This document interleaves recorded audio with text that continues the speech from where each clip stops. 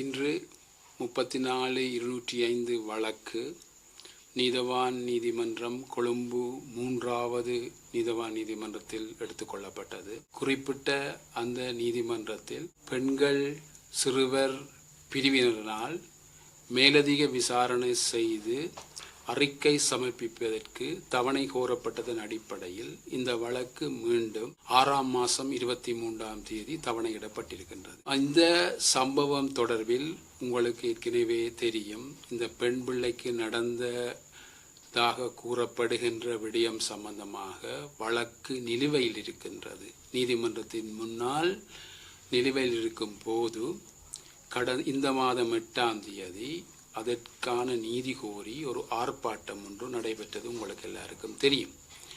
ஆனால் இந்த இந்து பெண்கள் பாடசாலையில் அதற்கான விசாரணைகள் அறிக்கைகள் உரிய முறையில் அதிபராலும் அந்த அதிபரால் நியமிக்கப்பட்ட கொமிட்டியாலும் திறம்பட செய்யப்பட்டு உரிய முறையில் சமர்ப்பிக்கப்பட்டிருக்கின்றது. இந்த நேரத்தில் இந்த ஆர்ப்பாட்டத்தின் போது பாடசாலை முன்றலில் வாசலில் அந்த வரைமுறைகளை மீறி ஆர்ப்பாட்டம் நடைபெற்றது உங்கள் யாவரும் தெரிந்த விடயமே. இங்கு விடயதானம் நீதிமன்றத்தில் இருக்கும் போது இந்த விடயத்தை எடுத்து பலதரப்பட்டவர்களாலும் சோஷியல் மீடியாவில் பல கருத்துக்கள் முன்வைக்கப்பட்டு கொண்டிருக்கின்றன. இங்கு பாடசாலையானது ஒரு புகழ்பெற்ற பெண்கள் இந்து தேசிய பாடசாலை.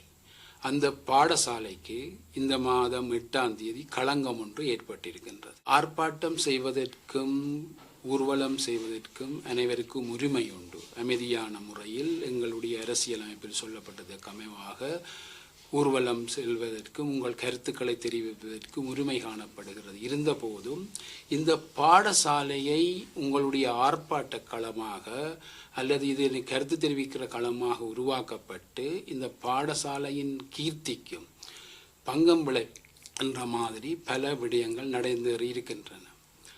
மாதா பிதா குரு தெய்வம் என்று சொல்லுவோம். ஆகவே இந்த ஆசிரியர்கள் மீது பல அவதூறுகள் அன்று நடைபெற்ற அந்த ஊர்வலத்தின் போது இந்த மேன்மையான தொழிலான ஆசிரியர் தொழில் கனவான் தொழில் என்று சொல்லுவோம். அவ்வாறான இந்த தொழில் மீது அந்த ஆசிரியர்கள் வெளியால் வர முடியாதவாறு கெட்ட வார்த்தைகள் தூசண வார்த்தைகளால் அவர்கள் மீது வஞ்சிக்கப்பட்டிருக்கின்றார்கள். அதே நேரம் அந்த பாடசாலையில் இருந்த பிள்ளைகள் பாதிக்கப்பட்டிருக்கின்றார்கள் போன்ற விடயங்கள் இருக்கின்றன. ஆனால் இங்கு நாங்கள் மீண்டும் சொல்லுகின்றோம், இறந்த இந்த பெண் குழந்தைக்கு நீதி கட்டாயம் கிடைக்க வேண்டும். ஒரு பெண் குழந்தை மீது கை வைத்தால் கையை அல்ல தலையே எடுக்க வேண்டும் என்று சொன்ன தலைவன் இருந்த காலப்பகுதியில் வாழ்ந்த பலர் அந்த பாடசாலையில் ஆசிரியர்களாக இருந்து கொண்டிருக்கின்றார்கள். இந்த பிள்ளை மீது நடந்த களங்கத்தை போக்குவதற்காக நடைபெறுகின்ற விசாரணைகளுக்கு பூரண ஒத்துழைப்பை இந்த பாடசாலை வழங்கி கொண்டிருக்கின்றது. இப்போதும் பல விசாரணைகள் நடைபெற்று கொண்டிருக்கின்றன. ஆணைக்குழுக்களாக இருக்கலாம், கல்வி திணைக்களங்களாக இருக்கலாம், பிரதம மந்திரியால் நியமிக்கப்பட்ட குழுவாக இருக்கலாம், பெண்கள் சிறுவர் காரியலமாக இருக்கலாம், பல பம்பலப்பட்டி போலீசாராக இருக்கலாம். பலருக்கும் தேவையான உதவிகளையும் ஒத்தாசைகளையும் வழங்கி கொண்டிருக்கின்றது. இந்த சம்பவம் 8ஆம் தேதி 11ஆம் மாதம் தெரிய வந்தது பாடசாலைக்கு. அந்த பாடசாலை நாட்கள் குறிப்பிட்ட நாட்களாக இருந்த போதும் அவர்கள் அதற்கான ஒத்தாசை உதவி பலதை செய்து இந்த விசாரணைகளுக்கு உதவி ஒத்தாசை செய்திருக்கின்றார்கள். குறிப்பாக ஆசிரியர்களும் அந்த நியமிக்கப்பட்ட குழுவினரும் அதிபரும் லீவு நாட்களில் கூட போலீசாருக்கு ஒத்தாசை வழங்கி இந்த விசாரணைக்கு ஒத்துழைப்பு செய்திருக்கின்றார்கள்.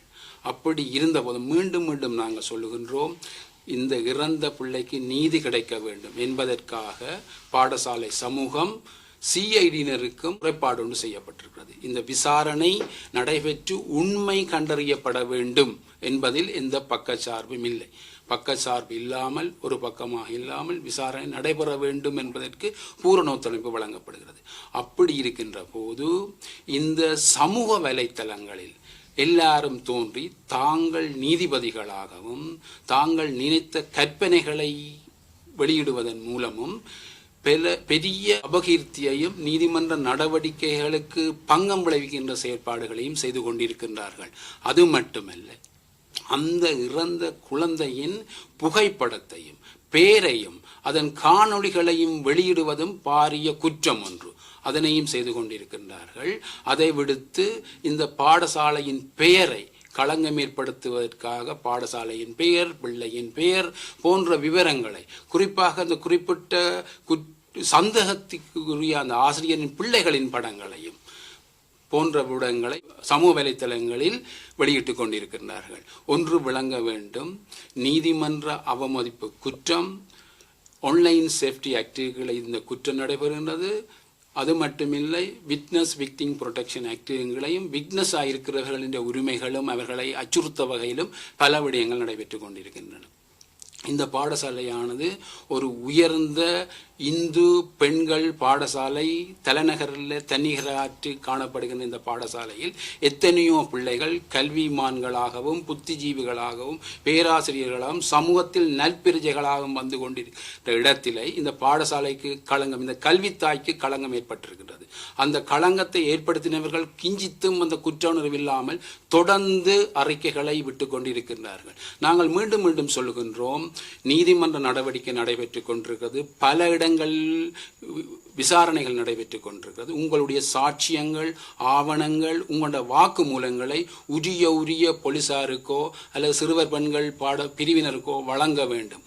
அவ்வாறு வழங்காமல் நீங்கள் இந்த சமூக வலைத்தளங்களில் மட்டும் போடுவதால் அந்த பெண் பிள்ளைக்கு நீதி கிடைக்கப் போவது இல்லை.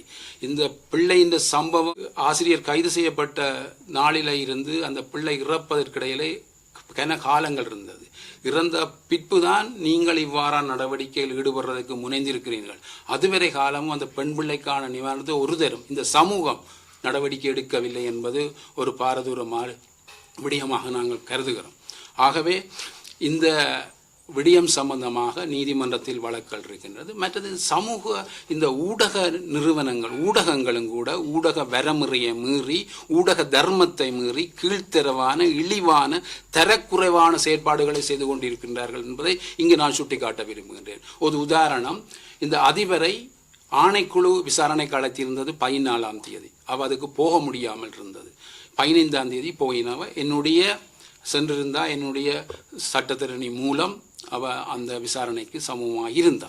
16ஆம் தேதி அந்த செய்தி ஒன்று வருகிறது, ஆசிரியரும் அதிபரும் ஆணைக்குழுவுக்கு சமூகம் அளிக்கவில்லை என்று பொய்யான அப்பட்டமான செய்தி ஒன்றை பரப்பியிருக்கின்றார்கள். அது மட்டுமல்ல, இந்த பாடசாலையானது கௌரவமான எத்தனையோ பிள்ளைகள், எத்தனையோ ஆயிரம் பிள்ளைகள் இந்த கல்வியை ஊட்டுகின்ற பாடசாலை. ஒரு அறை எடுத்து 10 பேருக்கு டான்ஸ் போடுற, குத்தாட்டம் போடுற கிளாஸ் நடத்துகிற பாடசாலை அல்ல. இது ஒரு கௌரவமான செயற்பாடு. அதை நாங்கள் தாற்பயமாக விளங்கிக் கொள்ள வேண்டும். இந்த விடயங்களை சில அரசியல்வாதிகள் தங்களுடைய கீழ்த்தரமான அரசியல் செயல்பாடுகளுக்காக இந்த விஷயத்தை எடுத்து பல விஷயத்தில் நன்மைகள் பெறுவதற்காக இவ்வாறான பல அரசியல் செயற்பாடுகள் செய்து கொண்டிருக்கிறார்கள். தொழிற்சங்கவாதிகள் சில பேர் சொல்லுகிறார்கள் என்னன்னு சொன்னால், ஆசிரியரையே இடமாற்றவில்லை, பிள்ளையை இடமாற்றி விட்டார்கள் என்று தவறான செய்திகளை, முழுதும் தவறான செய்திகளை நான் இந்த விடயம் சம்பந்தமாக துலாவாரியாக விரிவாக உங்களுக்கு விளக்கம் தர முடியும். ஆனால் நீதிமன்றத்தில் இந்த வழக்கு விசாரணை இருப்பதால் அந்த வழக்கு விசாரணைக்கு பங்கம் ஏற்படக்கூடாது என்பதற்காக நான் அந்த விடயங்களை கூற விரும்பவில்லை. அவ்வாறு கூறுவதாக என்றால் நீதிமன்ற அவமதிப்பு குற்றத்தை செய்தவனாக கருதப்படுவேன் நான். ஆகவேதான் இந்த விடயங்களை உங்களுக்கு இன்னும் தெளிவுபடுத்தி சொல்லலாம். யார் குற்றவாளிகள், இந்த பெண் பிள்ளையின் சாவுக்கு யார் காரணமானவர்கள் என்றதை நான் கூற முடியும்.